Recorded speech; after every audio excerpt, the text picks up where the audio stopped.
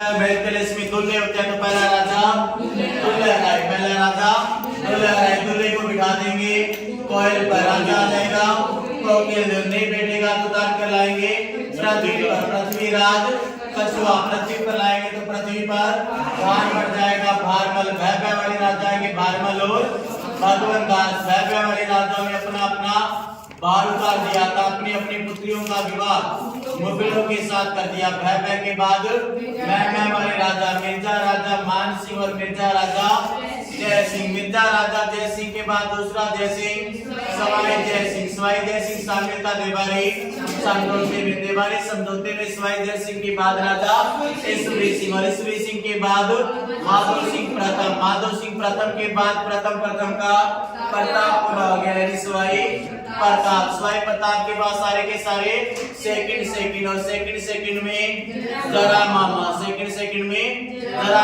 जैसे Jagat Singh second, Ram Singh second, मां से माधव सिंह सेकंड और लास्ट मां से मान सिंह सेकंड। तो पहला राजा दुल्हा राय को कहा जाता है तेजकरण, दुल्हा राय को कहा जाता है तेजकरण। इसी दुल्हा राय ने 1137 में दोसा के मीना व बड़गुजरों को मारकर भिंडार प्रदेश में कछुआ वंश की स्थापना की। इसे कछुआ वंश का संस्थापक कहा जाता है, आदि पुरुष कहा जाता है, प्रथम पुरुष कहा जाता है और मूल पुरुष कहा जाता है। इसी दुल्हा राय ने जमुई रामगढ़ में जमुई माता के मंदिर का निर्माण करवाया था। यही जमुई माता में कछुआ वंश की कुल देवी बनी थी।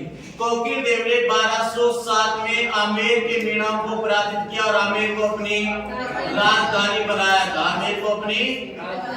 आमेर राजधानी तब तक रहेगी जब तक आमेर के कछुआ वंश की राजधानी आमेर रहेगी। फिर पृथ्वीराज कछुआ को वहां पर पड़ा जहां पर राणा सांगा को पड़ा था। सांगा ने खारवा युद्ध में पाती परवड़ विधि का प्रयोग किया। उस समय राणा सांगा की सहायता करने के लिए आमेर से पृथ्वीराज कछुआ गया था। इसी पृथ्वीराज कछुआ ने सांगा की वीरता से प्रभावित होकर अपने पुत्र का नाम सांगा रखा था। इसी पृथ्वीराज कछुआ के शासनकाल के दौरान गलती से जयपुर में रामानंदी संप्रदाय की स्थापना, रामानंदी संप्रदाय के संस्थापक कृष्णदास प्यारे की शिष्या बालाबाई पत्नी थी पृथ्वीराज कछुआ की। पृथ्वीराज कछुआ के कितने पुत्र? 12 पुत्र। तो आमेर को कितने पार्ट में डिवाइड किया? 12 भागों में विभाजित किया। 12 भागों को 12 कोटड़ी के नाम से जाना जाता है।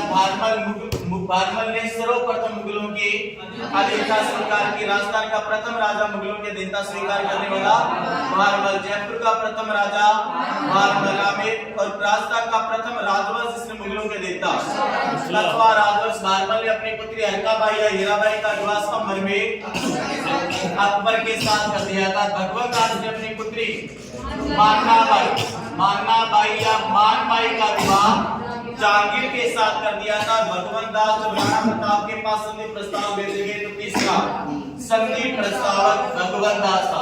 मिर्जा राजा मान सिंह को सबसे पहले अकबर का प्रथम विश्वास पात्र सेनापति बनाएंगे। प्रथम विश्वास पात्र सेनापति बनाने के लिए एक अभियान किया 1569 का रणथंभौर का अभियान सुरजनहाड़ा के विरोध में। प्रथम अभियान था 19 वर्ष की आयु में दिया गया मान सिंह को। तो मान सिंह का प्रथम अभियान सफल हुआ। इसी के साथ अकबर का प्रथम विश्वास पात्र सेनापति बना। अकबर ने कितनी वस्तुएं?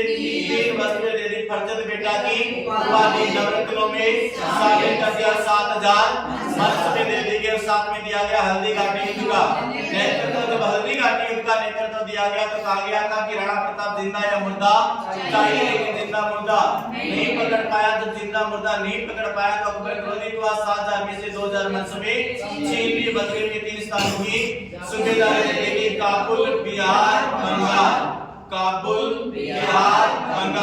85, 87, 94। जब यहाँ से वापस आएगा अपने साथ 3 वस्तुएं लेकर आएगा। बलि पोटरी कला, मीनाकारी कला, शिला देवी की प्रतिमा। बलि पोटरी कला को पर्शिया इराक से लाहौर तक अकबर लाया था। लाहौर से जयपुर तक मान सिंह लेकर गया था। बलि पोटरी कला में नीले और हरे रंगों का प्रयोग किया जाता है। चीनी मिट्टी के पात्रों पर नीले और हरे रंगों से की जाने वाली चित्र चित्रकारी बलि पोट्री कला कहलाती है। बलि पोट्री कला को विश्व स्तर पर पहुंचाने का काम सीकर के कृपाल सिंह शेखावत ने किया था, लेकिन स्वर्णकार राम सिंह सेकंड का कहा था। बलि पोट्री कला लेकर आया था मीनाकारी कला।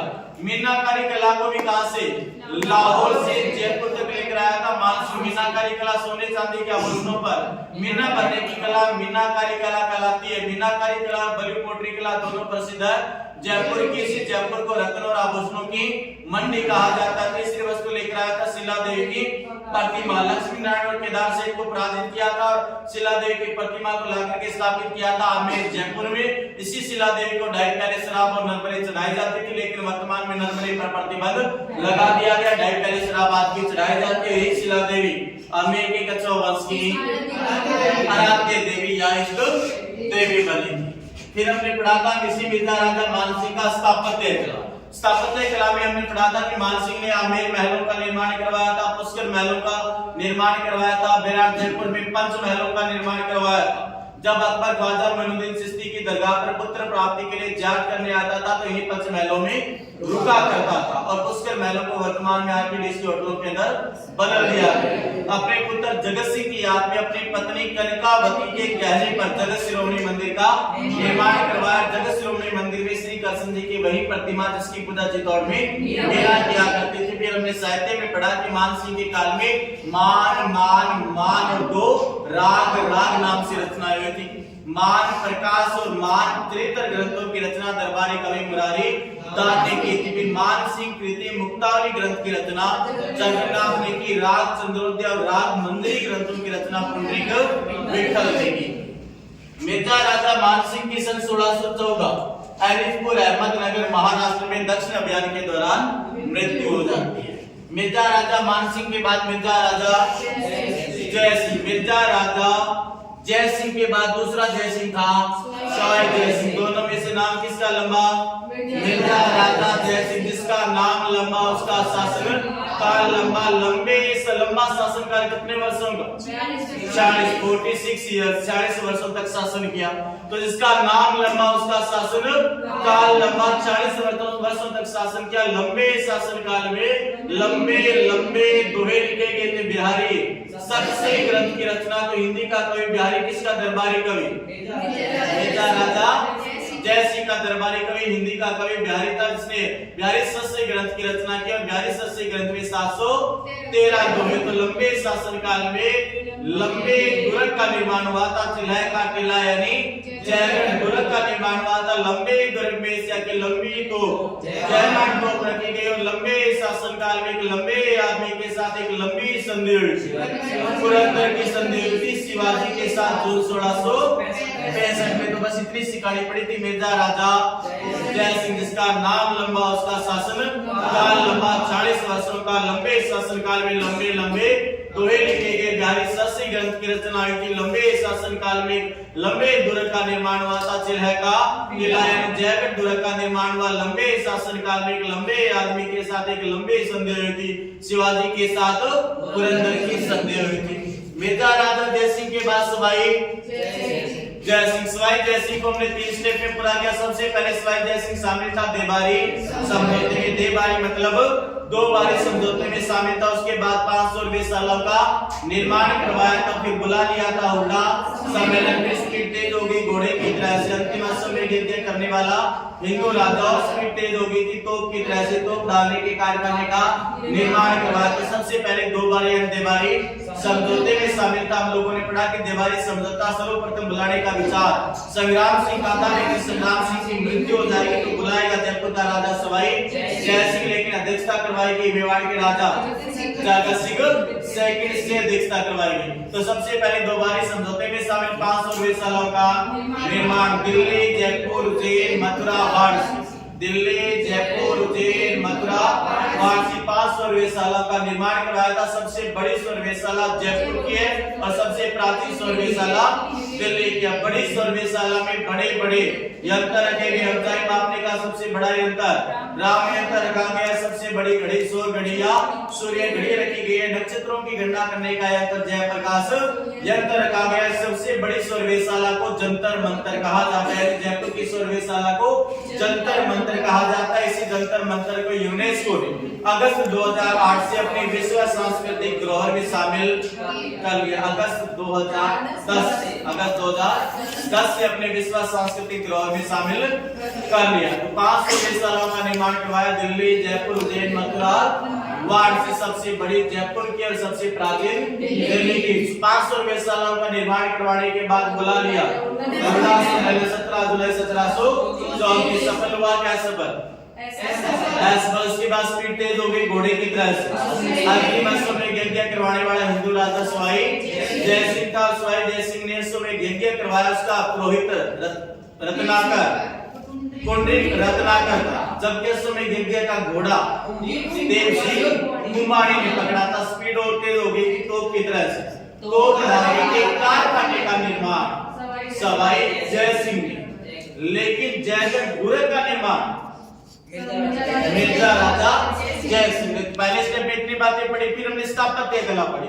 स्थापत्य कला में पढ़ा कि 18 नवंबर 1727 को जयपुर शहर की स्थापना की गई थी। जयपुर शहर की नींव रखी गई थी। तो जयपुर शहर का संस्थापक सवाई जय सिंह। जयपुर शहर की नींव रखने वाला पुरोहित जगन्नाथ। जयपुर शहर की नींव रखने वाला पुरोहित जगन्नाथ। जयपुर शहर का वास्तुकार विद्याधर भट्टाचार्य था। इसमें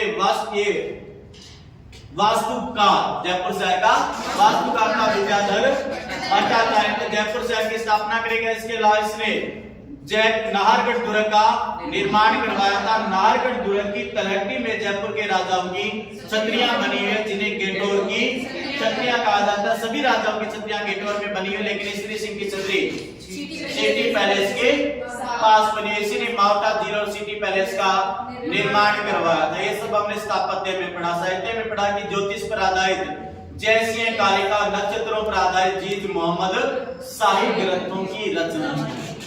इसके बाद राजा आ गया था श्री सिंह और फिर आ गया माधव सिंह प्रथम। इन दोनों को हमने पढ़ा था देवारी समझौते में राजा बनना था।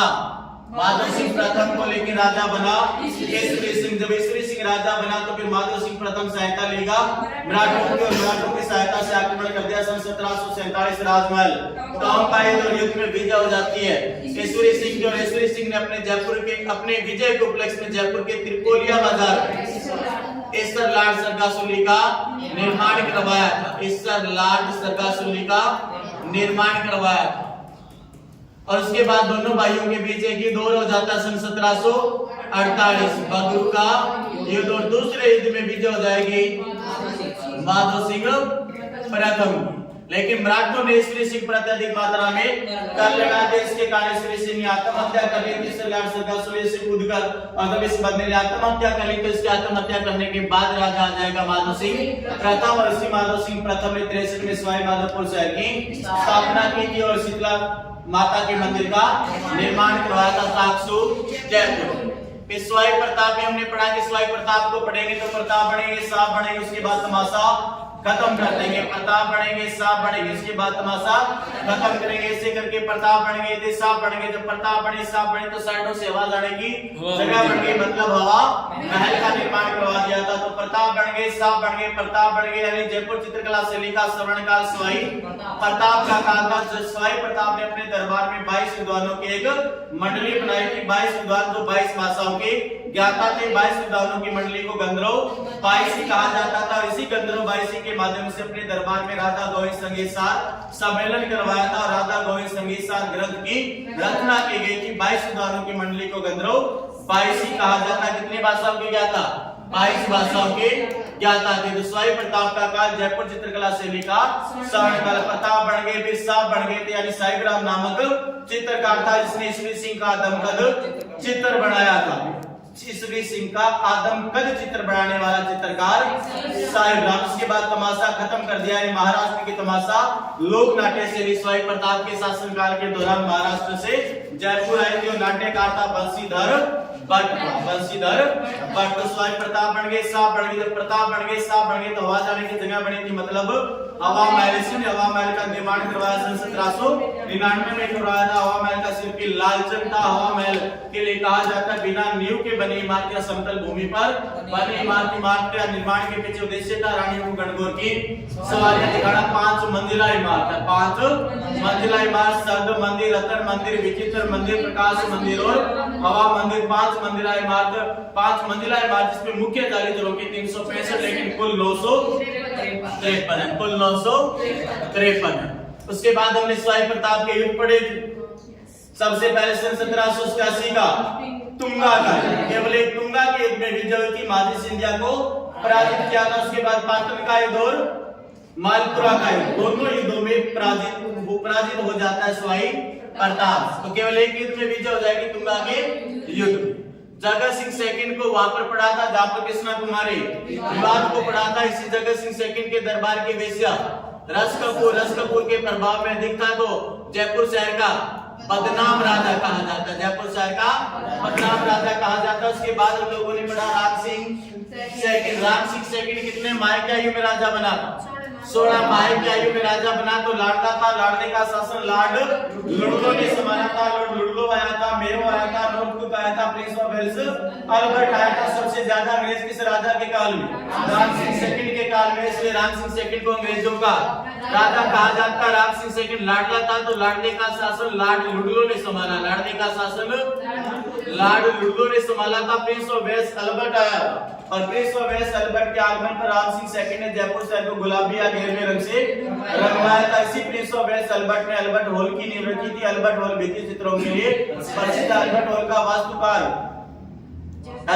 का वास्तुकार था स्टीवन जेकब, लेकिन उद्घाटन एडवर्ड ब्रेडफोर्ड और जयपुर शहर के लिए पिंक सिटी शब्द का प्रयोग स्टैनले रीड ने किया था। पिंक सिटी शब्द का प्रयोग करेगा स्टैनले रीड करेगा, स्टैनले रीड ने किया था। फिर हम लोगों ने पढ़ा कि राम सिंह सेकंड 1857 की क्रांति के समय जयपुर का राजा था और क्रांति के दौरान अंग्रेजों की सहायता की, तो बदले में अंग्रेजों ने सितारे हिंद की उपाधि से नवाजा था और कोटपुतली का परगना स्थायी रूप से दे दिया गया था, राम सिंह सेकंड को दे दिया गया था। इसी राम सिंह सेकंड का काल बलि पोट्री कला का स्वर्ण का, लेकिन बलि पोट्री कला आई थी मान सिंह के काल में। फिर हम लोगों ने लास्ट में पढ़ा कि राम सिंह के काल में राम राम राम राम नाम से काम हो रहे थे। इस नाम से राम राम राम राम नाम से काम हो रहे थे। रामगढ़ बाग का निर्माण करवाया गया था, राम बाग पैलेस का निर्माण हुआ था, राम निवास बाग का निर्माण हुआ और राम प्रकाश थिएटर की स्थापना हुई थी, जो फारसी भाषा का प्रथम रंगमंच था। राम सिंह सेकंड के बाद माधव सिंह सेकंड यानी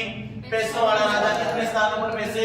4 स्थानों पर पैसे लगाएगा। मदन मोहन मालवीय को बनारस हिंदू विश्वविद्यालय के लिए 5 लाख रुपए दान में दिए थे। सिटी पैलेस में चांदी के बड़े पात्र रखवाए थे। अपनी 9 प्रेमिकाओं के लिए एक जैसे 9 डायलॉग का निर्माण करवाया था और मेहमाननवाजी करने के लिए मुबारक डायलॉग का निर्माण करवाया। लास्ट राजा पड़ा था मानसिंह सेकंड। राजस्थान के एकीकरण के समय जयपुर का राजा मानसिंह सेकंड था। इसे मानसिंह सेकंड ने जयपुर शहर का विलय एकीकरण के चौथे चरण में किया था। चौथे चरण का विलय 30 मार्च 1949 को वृत्त राजस्थान में किया गया। वृत्त राजस्थान में जयपुर, जोधपुर, जैसलमेर और बीकानेर 4 रियासतों का विलय किया गया। मानसिंह सेकंड को आदिव राज प्रमुख का पद दिया गया था। एकमात्र ऐसा व्यक्ति जो आदिव राज प्रमुख रहा था। पोलो खेल का खिलाड़ी था। पोलो खेलते समय घोड़े से गिरने पर बंदे की मृत्यु हो जाती है। कहां पर?